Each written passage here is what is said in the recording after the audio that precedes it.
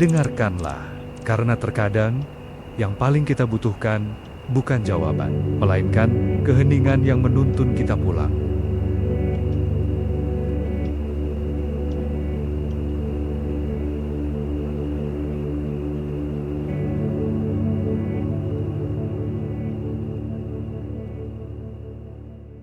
Ada api yang tidak datang dari luar. Ia tidak menyala karena korek atau kayu bakar.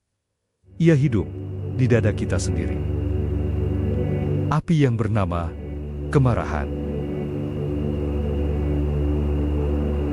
Kemarahan itu aneh. Ia selalu terasa benar di awal, seakan memberi kekuatan, keberanian, bahkan pembenaran. Namun setelahnya, yang tertinggal hanyalah abu penyesalan. Abu kesedihan, abu hubungan yang retak.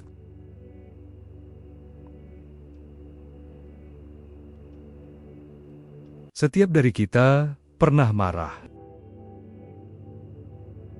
Marah pada pasangan yang tak mengerti, pada anak yang membantah, pada teman kerja yang tak adil, atau pada hidup yang tak berpihak. Dan seringkali kita berpikir, kalau aku diam saja, nanti aku dianggap lemah. Maka kita menyalakan api itu dengan kata-kata yang menusuk, dengan wajah yang mengeras, dengan hati yang menutup.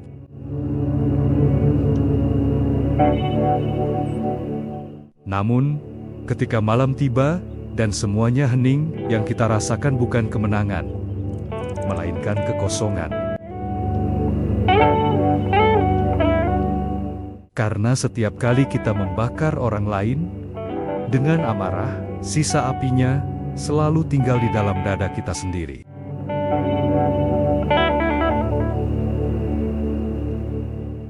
Ada seorang pria tua di sebuah desa kecil. Selama hidupnya, ia dikenal mudah marah. Ia marah pada tetangga yang menebang pohon di dekat rumahnya. Marah pada anaknya yang menikah tanpa izin. Bahkan marah pada cuaca yang tak menentu. Suatu hari, seseorang memberinya segenggam arang. Katanya, setiap kali kau marah, ambillah satu arang, dan genggam erat-erat sampai amarahmu reda. Hari berganti hari, dan pria tua itu mulai sadar, bukan orang lain yang hitam oleh amarahnya, melainkan tangannya sendiri. Lama-lama ia berhenti menggenggam arang, karena menyadari yang pertama terbakar bukanlah musuhnya, tapi dirinya sendiri.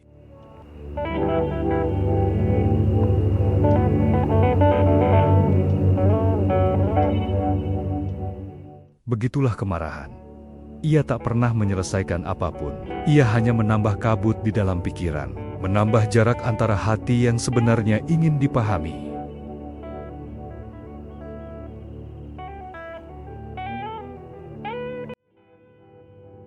Dalam ajaran lama dikatakan, kemarahan tidak akan pernah bisa dipadamkan oleh kemarahan. Seperti api, ia hanya padam dengan air.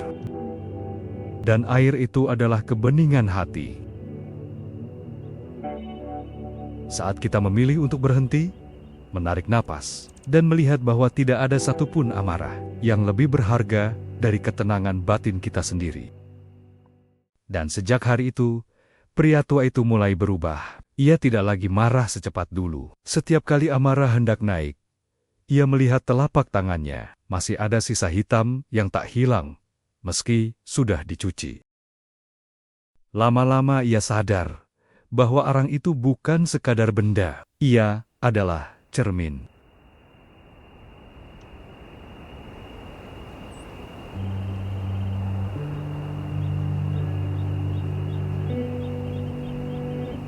Cermin dari batin yang panas, dari hati yang menyimpan dendam.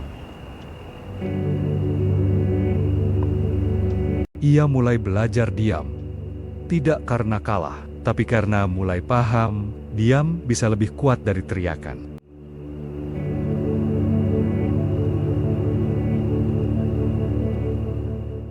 Hari-harinya kini lebih sunyi. Ia duduk di beranda rumahnya, menatap anak-anak bermain. Dulu ia akan marah karena suara mereka ribut. Sekarang, ia justru tersenyum pelan, menyadari betapa dulu ia terlalu sibuk menyalakan api, hingga lupa menikmati cahaya.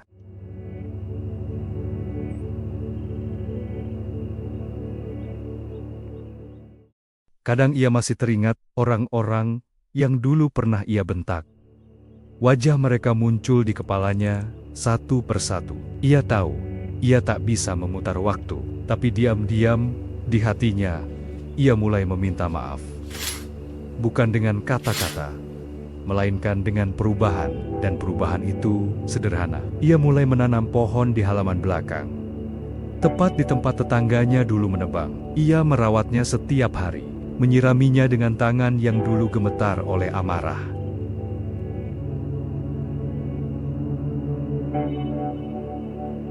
Pohon itu tumbuh perlahan. Setiap helai daunnya seolah berbicara, mengajarkan kelembutan yang tidak pernah ia pelajari dari siapapun.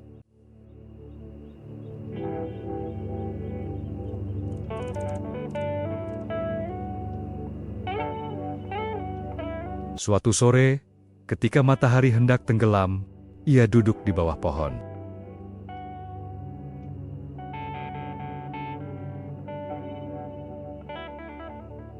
Cahaya jingga menyentuh wajahnya, dan ia teringat semua luka yang pernah ia buat.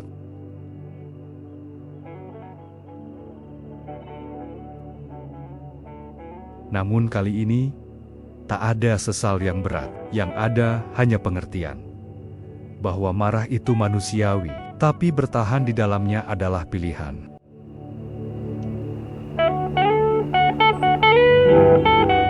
Ia menutup mata, merasakan angin pelan lewat di pipinya. Dan entah mengapa, untuk pertama kalinya, ia merasa ringan.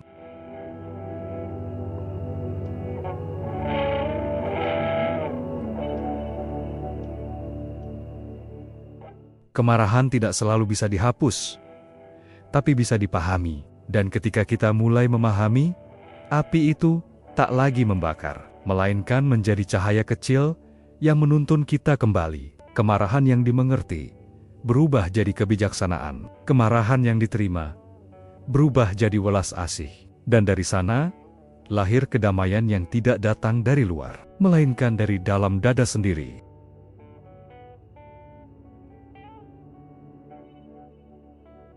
Selamat beristirahat.